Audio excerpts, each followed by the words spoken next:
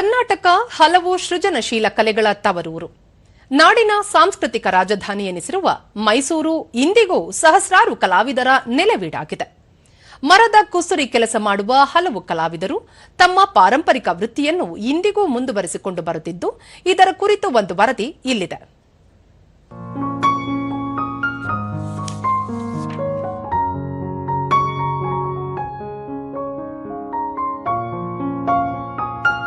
ಅಳಿವಿನಂಚಿನಲ್ಲಿರುವ ಕಲೆಗಳನ್ನು ಉಳಿಸಿ ಬೆಳೆಸಲು ಮೈಸೂರು ಬಳಿಯ ಕರಕುಶಲನಗರ ಮುಂದಾಗಿದೆ. ಇಲ್ಲಿನ ಪ್ರತಿ ಮನೆಯಲ್ಲೂ ಕಾಷ್ಟಶಿಲ್ಪ ಅಂದರೆ ಮರದ ಕಲಾಕೃತಿಗಳು ಅರಳುತ್ತವೆ. ನಶಿಸುತ್ತಿರುವ ಕಿನಲ್ಲೆ, ಕುಂದಣ ಕಲೆ ಸೇರಿದಂತೆ ಹಲವು ಕಲಾ ಪ್ರಕಾರಗಳು ಮರುಜನ್ಮ ಪಡೆದಿವೆ.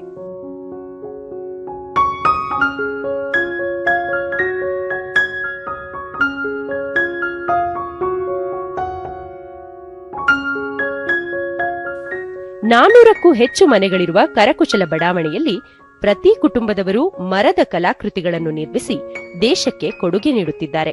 ಈ ಮನೆಗಳಲ್ಲಿ ಮರದ ಆನೆಗಳು, ಮಂಟಪ, ಆಭರಣ ಪೆಟ್ಟಿಗೆ, ಗಣಪತಿ, ದಸರಾ ಜಂಬೂ ಸವಾರಿಯ ಚಿತ್ರಪಟ, ರಾಧಾಕೃಷ್ಣ, ಸರಸ್ವತಿ, ರಂಗನಾಥ ಸ್ವಾಮಿ, ಸ್ವಾಮಿ ವಿವೇಕಾನಂದ, ಲಿಂಗೈಕ್ಯ ಡಾ ಶಿವಕುಮಾರ ಮಹಾಸ್ವಾಮೀಜಿ, ಗಂಡಬೇರುಂಡ ಮೊದಲಾದ ಕಲಾಕೃತಿಗಳು ಮನಸೆಳೆಯುತ್ತವೆ.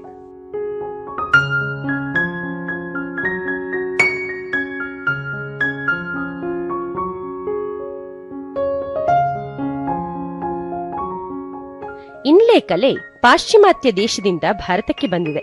ಈ ಕಲೆಯನ್ನು ಕರುನಾಡ ಕಲಾವಿದರು ಪೋಷಿಸುತ್ತಿದ್ದಾರೆ ಎಂದು ಪ್ರಾಚ್ಯ ವಸ್ತು ಸಂಗ್ರಹಾಲಯ ಹಾಗೂ ಪುರಾತತ್ವ ಇಲಾಖೆಯ ಆಯುಕ್ತರಾದ ಎ ದೇವರಾಜ್ ಹೇಳುತ್ತಾರೆ. ಕ್ರಾಫ್ಟ್ ಮೇಳನಲ್ಲಿ ಮೈಸೂರು ನಗರ ವಿಶ್ವವಿಖ್ಯಾತಿಯನ್ನು ಪಡೆದುಕೊಂಡಂತಹ ಒಂದು ಇನ್ಲೇ ವರ್ಕ್, ಮೈಸೂರು ಇನ್ಲೇ ವರ್ಕ್ ಏನಿದೆ ಇದಕ್ಕೆ ಪ್ರಖ್ಯಾತಿಯನ್ನು ಹೊಂದಿದೆ. ಪರ್ಷಿಯಾದಿಂದ ಬಂದಂತಹ ಕಲಾವಿದರು ಅಂತಿಮವಾಗಿ ಶ್ರೀರಂಗಪಟ್ಟಣದಲ್ಲಿ ನೆಲೆಸಿ ಮೈಸೂರು ಮಹಾರಾಜರ ಪ್ರೋತ್ಸಾಹದ ಹಿನ್ನೆಲೆಯಲ್ಲಿ ಇನ್ಲೇ ವರ್ಕನ್ನು ಮೈಸೂರಿಗೆ ತರ್ತಾರೆ. ಅಂದಿನಿಂದ ಇಂದಿನವರೆಗೆ ಮೈಸೂರಿನ ಕರಕುಶಲ ಕರ್ಮಿಗಳು ಈ ಕಲೆಯನ್ನು ಬೆಳೆಸ್ಕೊಂಡು ಬಂದಿದ್ದಾರೆ. ಏನು ಮರದಲ್ಲಿ ಕಾಣಿಸುತ್ತೆ, ಮರದಲ್ಲಿ ಕಂಡುಬರುವ ಬಣ್ಣಗಳನ್ನು ಬಳಸಿಕೊಂಡು ಆ ಇನ್ಲೇ ವರ್ಕಲ್ಲಿ ಅದನ್ನು ಬಳಸಿಕೊಂಡು ಅವರು ಇದನ್ನು ತಯಾರು ಮಾಡಿದ್ದಾರೆ. ಇದು ಮೈಸೂರು ಇನ್ಲೇ ವರ್ಕಿನ ವಿಶೇಷತೆ.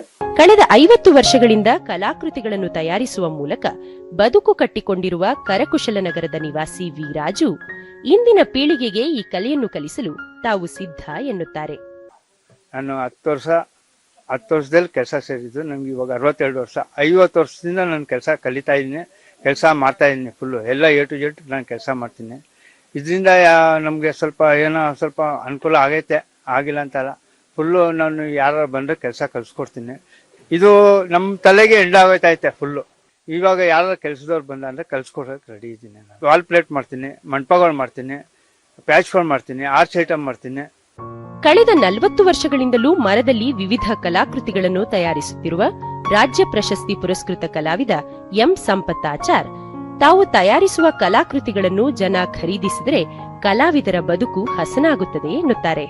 ನಾನು 50 ವರ್ಷದಿಂದ ನಾನು ಈ ಕೆಲಸ ಮಾಡ್ಕೊಂಡು ಬಂದಿದ್ದೀನಿ.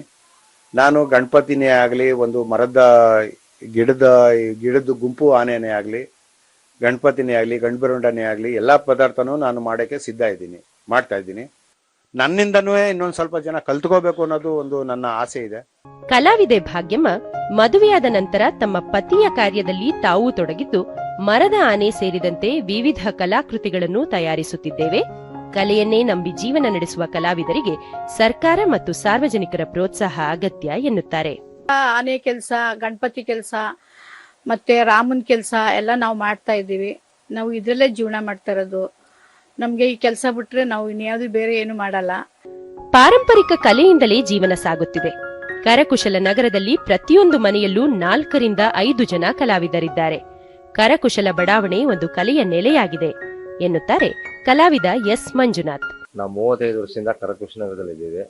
23 ವರ್ಷದಿಂದ ಈ ಕೆಲಸ ಮಾಡ್ತಾ ಇದ್ದೀವಿ. ಕರಕುಶಲನಗರದಲ್ಲಿರೋ 450 ಮನೆ, 500 ಮನೆಯಲ್ಲೂ ಇದೇ ಕೆಲಸನೇ ಮಾಡೋದು. ಪ್ರತಿಯೊಬ್ಬರು ಇದನ್ನ ನಂಬೇನೆ ಜೀವನ ಮಾಡೋದು. ಪ್ರತಿಯೊಬ್ಬರು ಎಷ್ಟು ಮನೆಗಳೈತೆ ಅಲ್ಲಿ ಎಲ್ಲರೂ ಇದನ್ನ ನಂಬೇನೆ ಕೆಲಸ ಮಾಡೋದು, ಇದನ್ನ ನಂಬೇನೆ ಬದುಕ್ತಾ ಇರೋದು. ಆದರೆ ಕಲೆಗೆ ಸರಿಯಾದ ರೀತಿ ಪ್ರೋತ್ಸಾಹ ಇಲ್ಲ. ಇನ್ನೂ ಉತ್ತೇಜನ ಸಿಗ್ಬೇಕು. ಕೆಲಸ ಮಾಡಿಸೋರು, ಕೆಲಸ ತಗೊಳ್ಳೋರು, ಒಳ್ಳೆಯದಕ್ಕೆ ಬೆಲೆ ಕೊಟ್ಟು ತಗೊಳ್ಳೋಂಥವ್ರು ಮುಂದೆ ಬರಬೇಕು. ನಾವು ಕಲ್ತಿರೋದ್ರಿಂದ ಇದನ್ನ ಮಕ್ಳಿಗೆ ಕಲಿಯೋಕ್ಕಾಗಲ್ಲ. ಯಾಕಂದ್ರೆ ಸರಿಯಾದ ರೀತಿ ಪ್ರೋತ್ಸಾಹಗಳಿಲ್ಲ ಇದಕ್ಕೆ. ಈ ತರ ಆಗದೆ ನಮ್ಮ ಕೆಲಸದ ಪರಿಸ್ಥಿತಿ. ಕಳೆದ 30ರಿಂದ 35 ವರ್ಷಗಳಿಂದ ಸುಂದರ ಕಲಾಕೃತಿಗಳನ್ನು ತಯಾರಿಸುತ್ತಿದ್ದು ಸರ್ಕಾರ ಪ್ರೋತ್ಸಾಹ ನೀಡಬೇಕೆಂದು ಕಲಾವಿದ ಆರ್ ಸುರೇಶ್ ಅಭಿಪ್ರಾಯಪಡುತ್ತಾರೆ.